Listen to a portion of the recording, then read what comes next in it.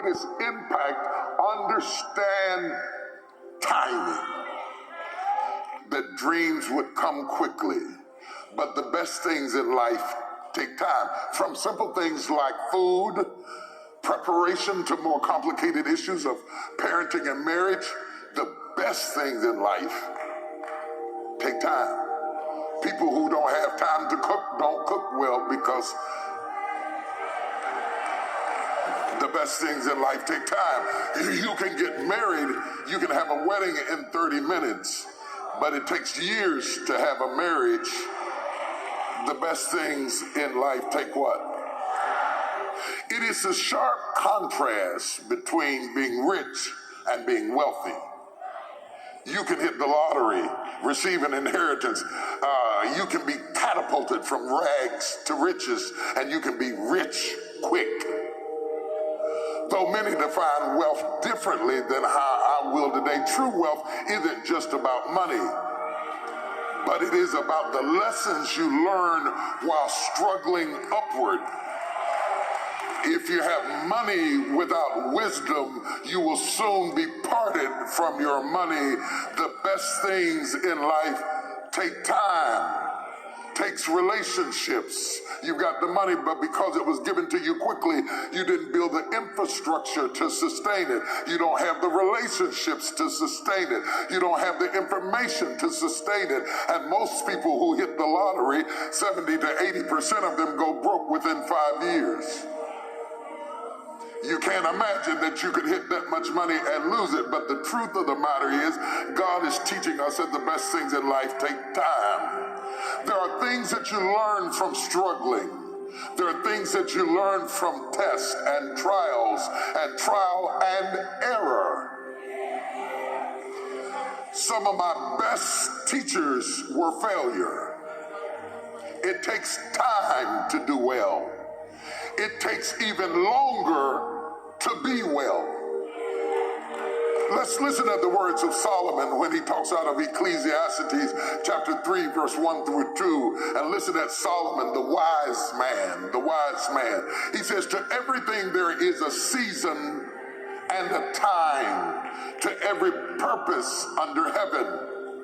He says, to everything there is a season and a time, to every purpose under heaven. You got purpose, but do you understand season and time? Now, we read over that quickly, but we really don't think about it, because if we thought about it, we would understand that some people are seasonal. Some relationships are seasonal. Some opportunities are seasonal. And yet when we see the seasons change, we think the blessing has ceased. But it is not that the blessing has ceased. It is that the season has changed. There's a great deal, I got a lot of trees in my yard. There's a great deal of difference between how my yard looks in the spring and how it looks in the fall. And by the time it gets to winter, quite frankly, the trees are ugly and barren and destitute. And if you came in the winter and saw it, you would have no idea of how beautiful it would be if it takes time. There is a time to be born, and there is a time to die. If I had time, I'd talk about that they are very similar, birth and death. A time to plant and a time to pluck up that which is planted. Now listen at what he says. There's a time to plant and there's a time to pluck up that which is planted. Do you know the difference in your life? The difference between knowing when to plant and when to pluck.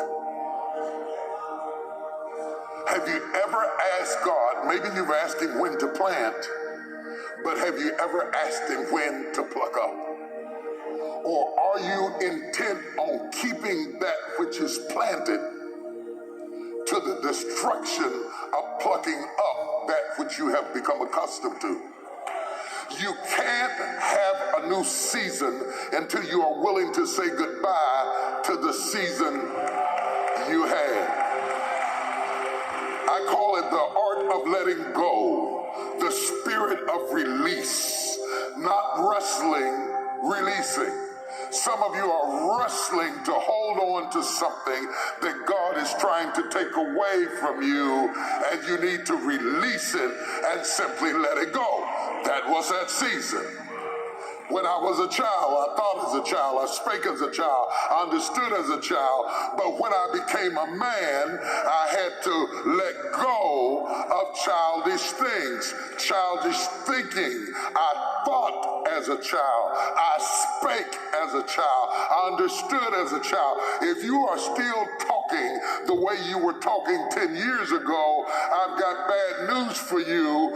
You have a deformity, a spiritual dysfunction that keeps your thoughts in one dimension. That means you can't fall in love with your thoughts. Timing is everything. Timing is everything. God is telling us over and over and over in nature, in creation, in procreation, that timing is everything. You can't be fruitful out of season. You can be right about what you said, but wrong about when you said it, and do more damage than you did good. It's not about right and wrong, it's about timing. Right information delivered at the wrong time can tear a marriage up, can cause a child to feel defeated, can stop a loan from going through, can stop the house from being built, can stop you from having the peace you ought to have. You're worried about being right. You need to be worried about timing.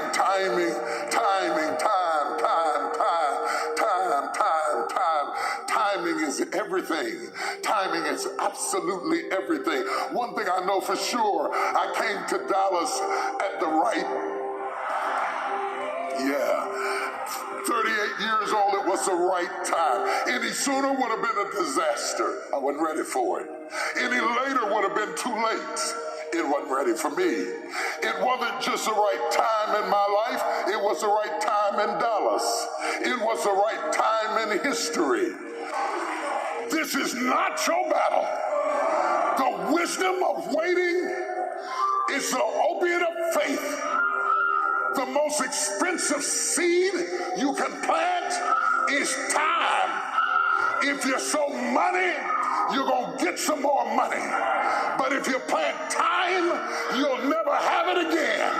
And the enemy has plagued you with a spirit of urgency that makes you want to take matters into your own hands.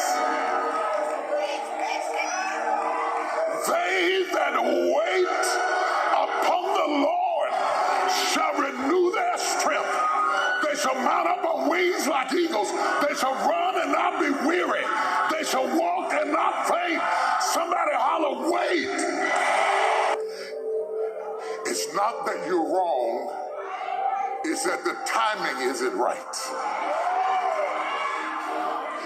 If you pull it before the wheat is harvested, we will lose the whole harvest through the seduction of your frustration with the wheat.